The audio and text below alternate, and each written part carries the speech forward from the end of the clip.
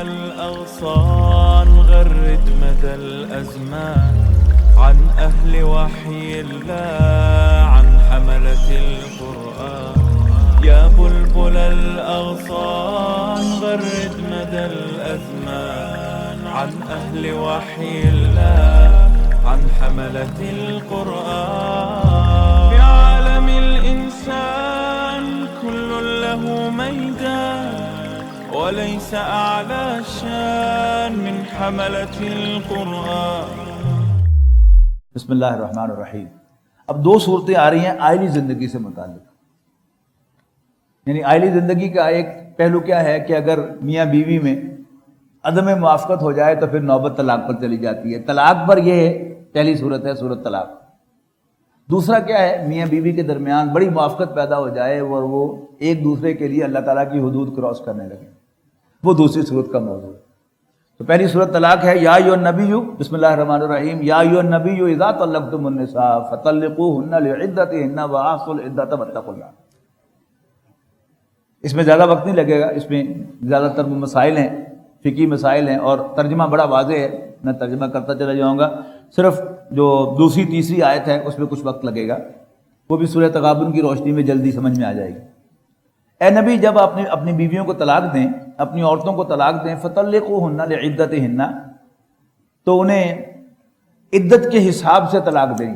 یعنی عورت کے جو ایام ہیں ان کا حساب رکھ کے طلاق دینی چاہیے. اور آئیڈیل طریقہ کیا ہے، ایک طلاق دی جائے طہر میں، ایام کے دوران نہیں، اور پھر انتظار کیا جائے اگر اگلے طہر سے پہلے حالات ٹھیک ہو جائے، عورت جو ہے وہ سدھر جائے اور آپ کا مائنڈ بھی مطمئن ہو جائے تو پھر رجوع کر لیں، ورنہ دوسرے طہر میں پھر ایک طلاق دے دیں اور پھر تیسرے طہر میں جا کر تیسری طلاق دیں. یہ ہے آئیڈیل طریقہ جو کرنا چاہیے.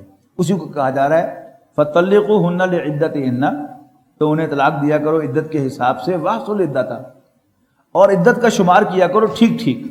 واتقوا اللہ ربکم، اور اللہ اپنے رب سے ڈرا کرو. لا تخرجوهن من بیوتهن، اور عدت کے دوران انہیں ان کے گھروں سے نہ نکالا کرو. ولا یخرجن، اور نہ ہی وہ خود نکلیں. الا ان یاتین بفاحشۃ مبینہ، سوائے اس کے کہ انہیں بدکاری کا ارتکاب کیا ہو، کھلی کھلی بدکاری کا. وتلک حدود اللہ، اور یہ اللہ کی حدیں ہیں. حد کیا ہوتی ہے؟ اس کو کراس نہیں کیا جاتا، اس کے اندر اور ہوتا ہے، اس کے باہر کچھ اور ہوتا ہے. تلک حدود اللہ، یہ اللہ کی حدیں ہیں. وَمَن يَتَعَدَّ حُدُودَ اللَّهِ فَقَدْ ظَلَمَ نَفْسَهُ، اور جو اللہ تعالیٰ کی حدود کو کراس کرے گا وہ اپنے اوپر ظلم ڈھائے گا. لا تدری لعل اللہ یحدث بعد ذلک امرا، اے نبی آپ کو کیا معلوم کہ شاید اللہ تعالیٰ اس کے بعد کوئی موافقت کی صورت پیدا کر دے. یعنی دو طلاقوں تک موافقت کا امکان ہے نا. یعنی آپ نے ایک دفعہ ٹھا مار دی 3، تو پھر تو ختم کر دیا آپ نے سارا کچھ. لیکن اگر آپ ایک دیتے ہیں پھر اس کے بعد ویٹ کرتے ہیں. دوسری بات یہ کہ اگر گھر میں عورت موجود ہے تو اللہ تعالیٰ نے میاں بیوی کے درمیان ایک ایسی اٹریکشن رکھی ہے جنسی جذبے کی کہ جو پھر ان کو دوبارہ ایک دوسرے کے قریب کر دیتا ہے. جب ان کا تعلق قائم ہو گیا، فزیکل تعلق ریلیشن قائم ہو گیا، تو رجوع آٹومیٹکلی ہو گیا. تو وہ اگر گھر میں ہوگی تو ہوگا، اگر نکال دیا ان کو باہر تو پھر رجوع کا امکان جو ہے وہ آلموسٹ ختم ہو گیا. فَإِذَا بَلَغْنَ أَجَلَهُنَّ، پھر جب عدت کے پورے ہونے کے قریب ہو معاملہ، فَإِذَا بَلَغْنَ أَجَلَهُنَّ، جب وہ اپنی عدت کی کمپلیشن کو پہنچیں، تو فَأَمْسِكُوهُنَّ بِمَعْرُوفٍ، تو یا تو انہیں اچھے طریقے سے رکھ لو، ہولڈ کرو. یہ امساک جو ہے، روزے کی تعریف بھی کیا ہے؟ امساک، روکے رکھنا اپنے آپ کو کھانے پینے اور سیکس کرنے سے، اس کا نام ہے روزہ. تو وہی لفظ ہے فَأَمْسِكُوهُنَّ بِمَعْرُوفٍ، تو یا تو پھر انہیں روکے رکھو اچھے طریقے سے، او فارقوهن بمعروف، یہ فارقو اسی کا ورب ہے، فعل امر ہے، جو کہتے ہیں نا داغ مفارقت دے گیا فلاں، جدائی. او فارقوهن، یا ان کو جدا کر دو، بمعروف، اچھے طریقے سے. یعنی مار پیٹ کے نکالنا یہ اچھا طریقہ نہیں ہے. اللہ تعالیٰ نے ایک جائز راستہ کھولا ہے، تو طلاق دو وہی اسی طریقے سے ایک ایک کر کے، اور پھر ایمیکبلی اس کو علیحدہ کر دو. وَأَشْهِدُوا ذَوَيْ عَدْلٍ مِّنْكُمْ، اور اپنے میں سے دو عدل والے اشخاص جو ہیں ان کو گواہ بنا لیا کرو. واقیموا الشہادۃ للہ، اور اے مسلمانوں اللہ کے لیے ٹھیک ٹھیک گواہی دیا کرو. ذالکم یوعظ بہ من کان یؤمن باللہ والیوم الآخر. یہ ہے وہ نصیحت جو کی جا رہی ہے ہر اس شخص کو جو اللہ اور آخرت پر ایمان رکھتا ہو. اب آئیے ذرا غور سے پڑھیے گا اس کو. طلاق جو ہے یہ کمپلیکیٹڈ معاملہ ہے سب کے لیے، مرد کے لیے بھی بہرحال کمپلیکیٹڈ ہے، عورت کے لیے بھی کمپلیکیٹڈ ہے، خاص طور پر بچوں کے لیے کمپلیکیٹڈ ہے، دونوں خاندانوں کے لیے کمپلیکیٹڈ ہے. اب طلاق کے بعد اگر آپ کسی وکیل کے پاس مشورہ کرنے کے لیے جائیں گے تو وداؤٹ ایکسیپشن وکیل صاحب آپ کو ایک ہی بات کہیں گے، تاڑے پہلے کچھ بھی نہیں. پھر 2 مقدمے آپ کو بھی کرنے پڑیں گے ان بریکٹ جھوٹے، تب جا کر کچھ معاملہ بیلنس ہوگا تو آپ کے ہاتھ کچھ آئے گا. کی مقدمے جی؟ ہاں ایک تو بہرحال تانوں برا تو لگے گا، تانوں اپنی بیوی سے الزام لگانا پڑے گا جھوٹا. اب چونکہ ذہن میں کیا ہے کہ 10 لاکھ روپے حق مہر لکھا ہوا ہے، تو اگر میں جھوٹا الزام لگا دوں گا تو میرا 10 لاکھ بچ جائے گا، ورنہ دینا پڑے گا. تو اچھے اچھے لوگ ہم میں سے جھٹ تیار ہو جاتے ہیں کہ ٹھیک ہے جی کرو بسم اللہ. اب یہاں پڑھیے گا ذالکم یوعظ بہ من کان یؤمن باللہ والیوم الآخر. اللہ تعالیٰ ان باتوں کی نصیحت کرتا ہے ہر اس شخص کو جو اللہ اور آخرت پر ایمان رکھتا ہے. اگلا سٹیپ کیا ہے؟ وَمَن يَتَّقِ اللَّهَ، اور جو اللہ سے ڈرے گا، جس کے دل میں اللہ کا خوف ہوگا وہ جھوٹا مقدمہ کبھی دائر نہیں کرے گا. اللہ پر توکل کرے گا نا وہ ساتھ ساتھ. ایک طرف اللہ سے ڈرے گا اور اگلی آیت میں آئے گا تو اللہ پر بھروسہ کرے گا. وَمَن يَتَّقِ اللَّهَ يَجْعَل لَّهُ مَخْرَجًا، جو اللہ سے ڈرے گا اللہ تعالیٰ اس کے لیے کوئی وے آؤٹ نکالے گا. مخرج کہتے ہیں ایگزٹ کو. ایگزٹ کیا ہوتا ہے؟ باہر نکلنے کا راستہ. یجعل لہ، جو اللہ سے ڈرے گا اللہ تعالیٰ اس کے لیے وے آؤٹ نکالے گا. وَيَرْزُقْهُ مِنْ حَيْثُ لَا يَحْتَسِبُ، اور اسے وہاں سے عطا کرے گا جو اس کے وہم و گمان میں بھی نہیں ہوگا. نہ اس کے وہم و گمان میں، نہ وکیل صاحب کے وہم و گمان میں. جو اللہ سے ڈرے گا اللہ تعالیٰ اس کے لیے وے آؤٹ نکالے گا اور اسے وہاں سے دے گا جہاں سے اس کا وہم و گمان بھی نہیں ہوگا.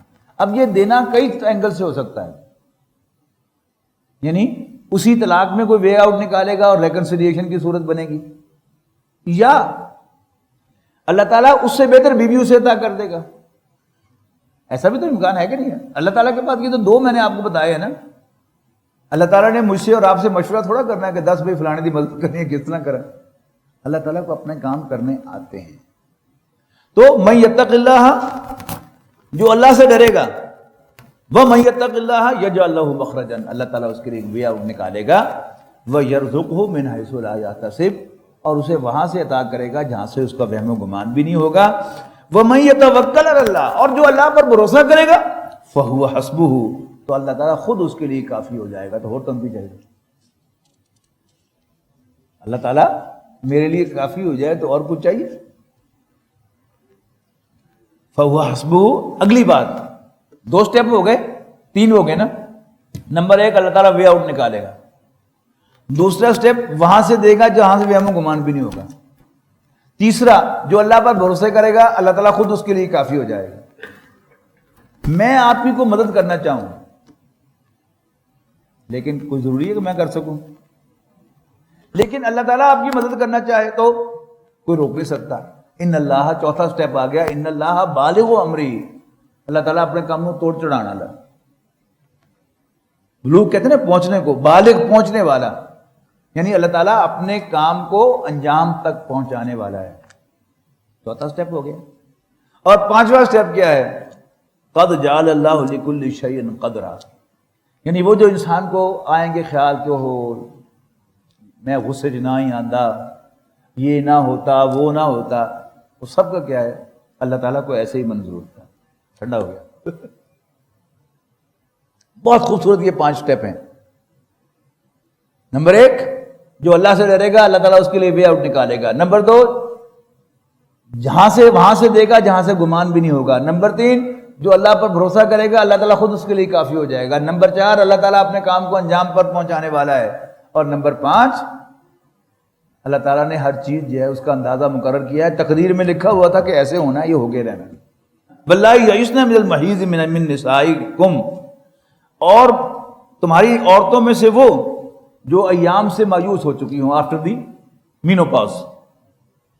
ان ارتبتم، اور تمہیں شک لاحق ہو اس کی عدت کے بارے میں، فعدتہن ثلاثۃ اشہر، تو ایسی عورتوں کی عدت 3 ماہ ہے.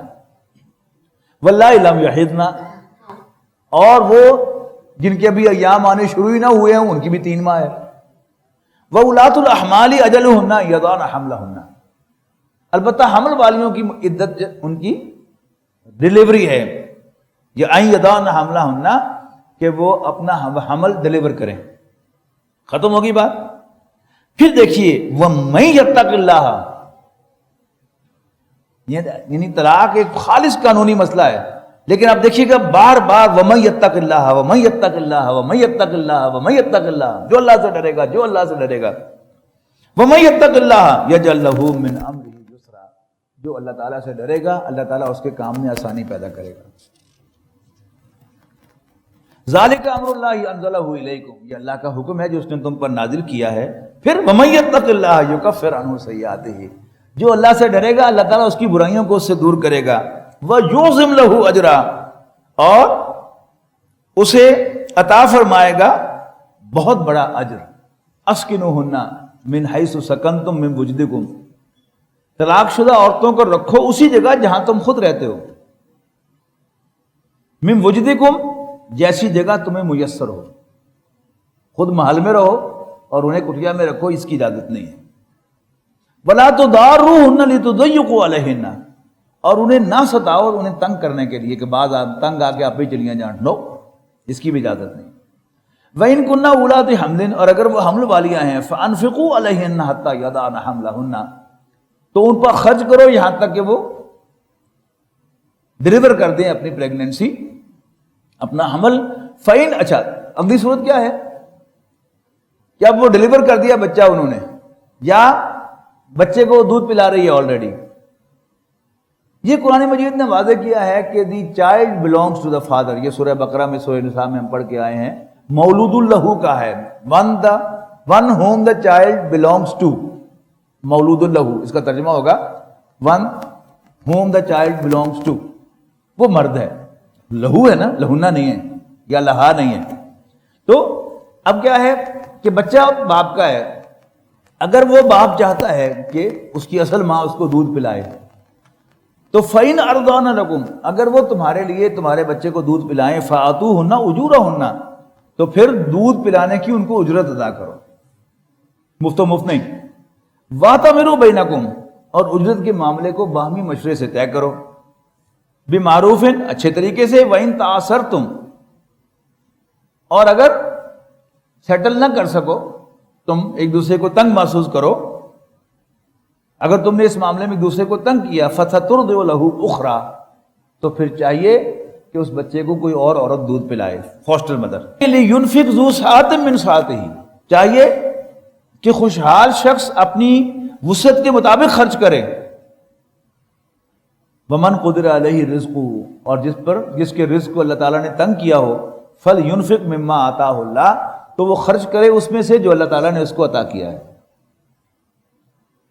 لا یکلف اللہ نفسا الا ما آتاہا، اللہ تعالیٰ کسی شخص کو اکاؤنٹیبل نہیں ٹھہرائے گا مگر اس کے مطابق جو اللہ تعالیٰ نے اس کو عطا فرمایا ہے. سیجعل اللہ بعد عسر یسرا، ان قریب اللہ تعالیٰ تمہیں تنگی کے بعد فراخی سے نوازے گا. اس کے بعد پھر مکی صورتوں والا مضمون، وَكَأَيٍّ مِّن قَرْيَةٍ عَتَتْ عَنْ أَمْرِ رَبِّهَا وَرُسُلِهِ فَحَاسَبْنَاهَا حِسَابًا شَدِيدًا وَعَذَّبْنَاهَا عَذَابًا نُكْرًا. یہ بڑی جلالی آیات ہیں. اور کتنی ہی بستیاں ہیں جنہوں نے سرکشی کی اپنے رب سے اور اس کے رسولوں کے احکام سے، اپنے رب اور اس کے رسولوں کے احکام سے سرکشی کی. فَحَاسَبْنَاهَا حِسَابًا شَدِيدًا، تو ہم نے ان کا سخت محاسبہ کیا. وَعَذَّبْنَاهَا عَذَابًا نُكْرًا، اور ہم نے انہیں بدترین انپریسیڈنٹڈ سزا دی. فَذَاقَتْ وَبَالَ أَمْرِهَا، تو چکھی انہوں نے اپنے کیے کی سزا وَكَانَ عَاقِبَةُ أَمْرِهَا خُسْرًا، اور ہوا ان کا انجام بدترین گھاٹا۔ اعد اللہ لہم عذابا شدیدا، مہیا کر رکھا ہے اللہ نے ان کے لیے آخرت میں سخت ترین عذاب۔ فاتقوا اللہ یا اولی الالباب الذین آمنوا، تو ڈرو اے عقل والو، اے دل والو، اے ہوش مندو جو ایمان لائے ہو، قد انزل اللہ الیکم ذکرا، اللہ تعالیٰ نے تم پر ایک نصیحت اتاری ہے۔ کون سی نصیحت؟ رسول یتلو علیکم آیات اللہ مبینات، وہ پیغمبر جو تم پر اللہ تعالیٰ کی واضح کرنے والی آیات پڑھ کر سناتے ہیں۔ لیخرج الذین آمنوا وعملوا الصالحات من الظلمات الى النور، تاکہ اللہ تعالیٰ تمہیں نکالے، تاکہ اللہ تعالیٰ نکالے ان لوگوں کو جو ایمان لاتے اور اچھے عمل کرتے ہیں اندھیروں سے روشنی کی طرف۔ وَمَن يُؤْمِن بِاللَّهِ وَيَعْمَلْ صَالِحًا يُدْخِلْهُ جَنَّاتٍ تَجْرِي مِن تَحْتِهَا الْأَنْهَارُ خَالِدِينَ فِيهَا أَبَدًا، اور جو کوئی بھی ایمان لاتا ہے اللہ پر اور اچھے عمل کرتا ہے، اللہ تعالیٰ اس کو داخل کرے گا ایسے باغات میں جن کے نیچے نہریں بہتی ہوں گی، خالدین فیہا ابدا، ان میں ہمیشہ ہمیش رہنے کے لیے۔ قد احسن اللہ لہ رزقا، اللہ تعالیٰ نے ایسے شخص کے لیے بہترین رزق تیار کر رکھا ہے۔ اللہ الذی خلق سبع سماوات، اللہ تعالیٰ ہی وہ ہستی ہے جس نے 7 آسمان پیدا کیے، ومن الارض مثلہن، اور زمینیں بھی ان جیسی۔ اب اللہ تعالیٰ اس پر بھی قادر ہے کہ واقعی اس پورے گلوب جیسے اور بھی کئی گلوب ہوں۔ اللہ تعالیٰ کی یہ کائنات تو بہت وسیع ہے، اور بعض لوگوں نے اس سے 7 بر اعظم مراد لیے ہیں، یہ بھی ٹھیک ہو سکتا ہے۔ ومن الارض مثلہن، اور زمین کی قسم سے بھی انہی کی مانند۔ یتنزل الامر بینہن، نازل ہوتا رہتا ہے اللہ کا حکم ان کے درمیان۔ لتعلموا ان اللہ علی کل شیء قدیر، تاکہ جان لو کہ اللہ تعالیٰ ہر چیز پر قادر ہے۔ وان اللہ قد احاط بکل شیء علما، اور یہ بھی کہ اللہ تعالیٰ نے اپنے علم سے ہر چیز کا احاطہ کیا ہوا ہے۔ وَلَقَدْ يَسَّرْنَا